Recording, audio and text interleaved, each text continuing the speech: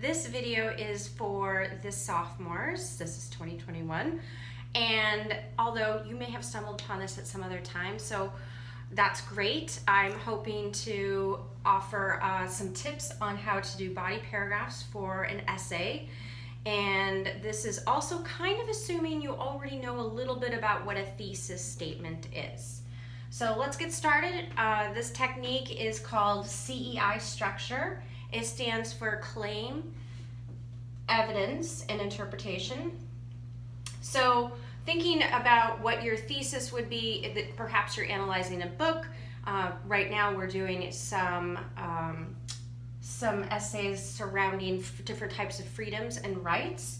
So I chose to use Atticus Finch because last year, the sophomores, you probably read To Kill a Mockingbird, but maybe you didn't read it because it was the pandemic.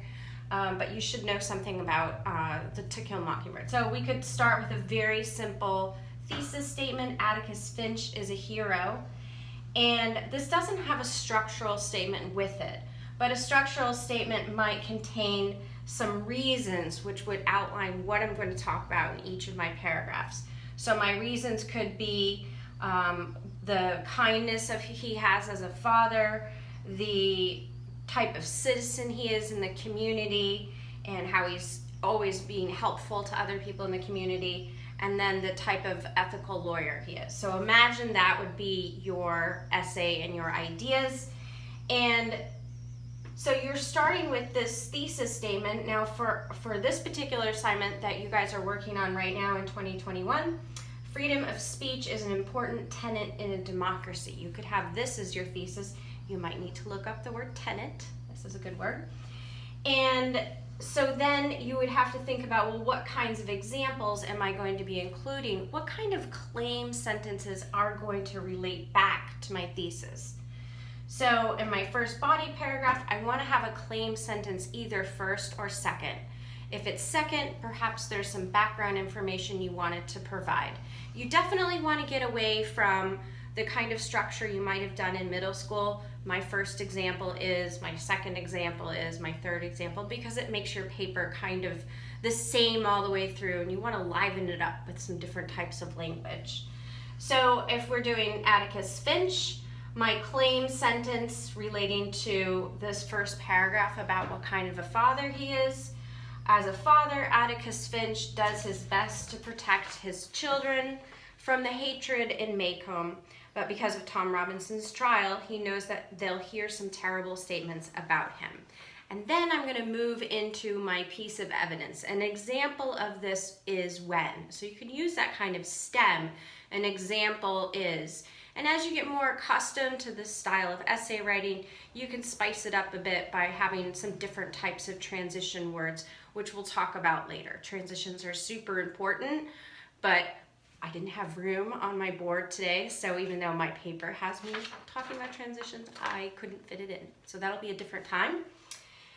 And then your evidence. Now in the papers that you guys are working on about the freedoms, you are looking for quotations. So those are your pieces here that are part of your evidence. If you like to think about this as example instead of evidence, they both begin with E, so that would be fine. And then afterwards, this part is hard for a lot of students. Your interpretation sentence. This is where you explain how your quote, how your evidence supports your claim and connects back to your thesis.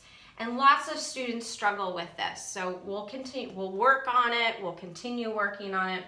But a good way to start would be this quote means, or this example means or shows. Those are types of stems you could use.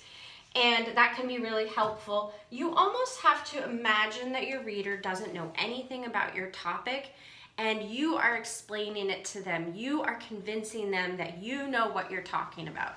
So on paper, in writing, you want to be extremely clear and almost think about your reader as not really understanding what you're talking about, and you have to be so clear to explain that to them. So that is a very quick snapshot on the CEI structure. There are other types of structures that you perhaps learned in middle school. They all have some of this, they have these similarities. They've got introductions and evidence and claims, maybe topic, sentence instead of claim was some wording that you knew from the past. So keep this in mind as you're working on your rewrite. And of course, you can go back and watch this again if you need to review. And do remember that I'm available for your questions and your help too in school or email. Take care, and I hope this was helpful. Thanks.